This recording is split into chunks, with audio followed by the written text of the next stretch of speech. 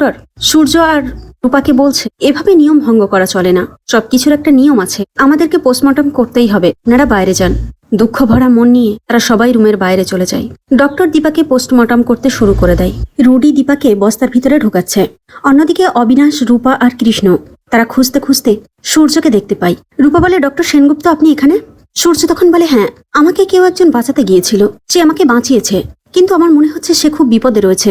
আমি যেখানে বন্দী ছিলাম আমি সেই জায়গাটা চিনি। অবিনাশ অবাক হয়ে বলে, ডক্টর সেনগুপ্ত আপনি চিনতে পারবেন তো?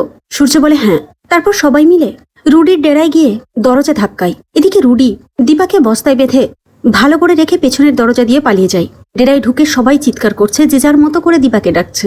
সবাই হতাশ হয়, কেউ খুঁজে পায় না দীপাকে। সবাই যখন চলে যাচ্ছিল তখন সূর্য সেই বস্তাটার দিকে খেয়াল করে।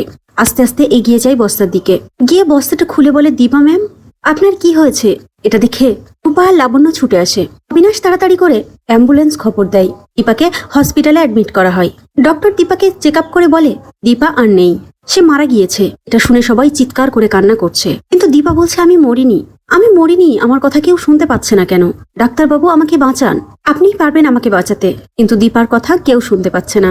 সোনা রূপা মা মা বলে চিৎকার করছে, প্রবীর বড় বৌমা বলে বলে কান্না করছে।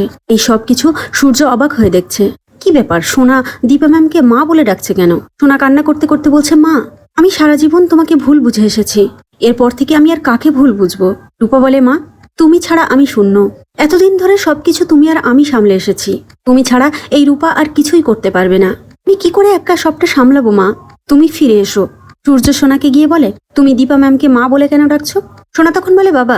রূপাকে দেখিয়ে বলে, উনি মা বলে ডাকছেন তো, তাই আমারও তো মা নেই, তাই আমিও মা বলে কেঁদে ফেলেছি। সূর্য বুঝে যায়। ডক্টর সবাইকে জানায় দীপাকে পোস্টমর্টম করতে হবে। পোস্টমর্টম রুমে নিয়ে চলে যায়। দীপা তখনও বলছে, ডাক্তারবাবু আমাকে যেতে দেবেন না, বাবা আমাকে যেতে দিস না, তোদের মা মরেনি, বেঁচে আছে। এর মাঝে রত্নাদেবী, উর্মি সবাই এসে তো দীপার জন্য ন্যাকা কান্না কানতে লেগেছে।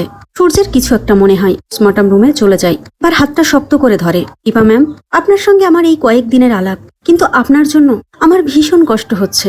আমার কেন এমন হচ্ছে? আপনি আমাকে বাঁচিয়েছেন, তো আমি আপনাকে বাঁচাতে পারলাম না।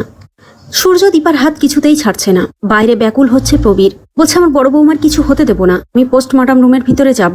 কেউ নিয়ে যেতে দেয় না। রূপা বলে, দাদু আমি নিয়ে যাচ্ছি তোমার, চলো। রূপা আর প্রবীর রুমের ভিতরে আসে। সূর্য ডক্টরকে বলে, ম্যামকে পোস্টমর্টম না করলে হয় না? প্রবীর বলে, আমার ঘরের লক্ষ্মীকে তোমরা আর কাটাছেড়া করো না। রূপা বলে, ডক্টর আমার মা সারা জীবন লাঞ্ছনা গঞ্জনা সহ্য করেছে, অনেক কষ্ট করেছে আমার মা, কিন্তু মরে যাওয়ার পর এই কষ্টটুকু আপনারা দেবেন না প্লিজ। কি সূর্য আবার অবাক হয়। বাবা তুমি দীপা ম্যামকে ঘরের লক্ষ্মী বললে কেন? রূপা একটু বুঝিয়ে বলে যে, ডক্টর সেনগুপ্ত দীপা ম্যাম তো সবসময় আপনাদের বাড়ির ভালো চেয়ে এসেছে, আপনাকে বাঁচিয়েছে, সেই জন্য উনি ঘরের লক্ষ্মী বলেছেন। অন্যদিকে কুন্তলা রুডিকে গিয়ে বলছে, তুই ওকে কেন মারলি রুডি? আমি তোকে নকল পাসপোর্ট আর ভিসা করে দিচ্ছি, তুই থাইল্যান্ড চলে যা, বাকিটা আমি সামলে নিচ্ছি। আর ওর তো তিলে তিলে মরার কথা ছিল, কেন এভাবে মারলি? রুডি তখন চিৎকার করে হাসছে আর বলছে, মা একটা জ্যান্ত মানুষ চিতার আগুনে জ্বলবে, এর থেকে তিলে তিলে মরার আর কি আছে? কুন্তলা অবাক হয়ে বলে, জ্যান্ত মানুষ মানে? মম দীপা মরেনি, ওকে আমি সেই ইনজেকশন দিয়েছি যেই ওষুধ খেয়ে আমি মরার ভান করেছিলাম, এবং এখনো তাদের কাছে মরে আছি, তাই ও জ্যান্ত চিতায় জ্বলবে।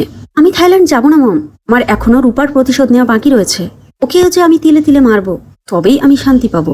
ছেলের সঙ্গে পেরে না উঠে কুন্তলা সেখান থেকে চলে যায়। রুডি আনন্দে নাচানাচি করছে। অন্যদিকে ডক্টর সূর্য আর রূপাকে বলছে, এভাবে নিয়ম ভঙ্গ করা চলে না, সবকিছুর একটা নিয়ম আছে, আমাদেরকে পোস্টমর্টম করতেই হবে, আপনারা বাইরে যান। দুঃখ ভরা মন নিয়ে তারা সবাই রুমের বাইরে চলে যায়। ডক্টর দীপাকে পোস্টমর্টম করতে শুরু করে দেয়।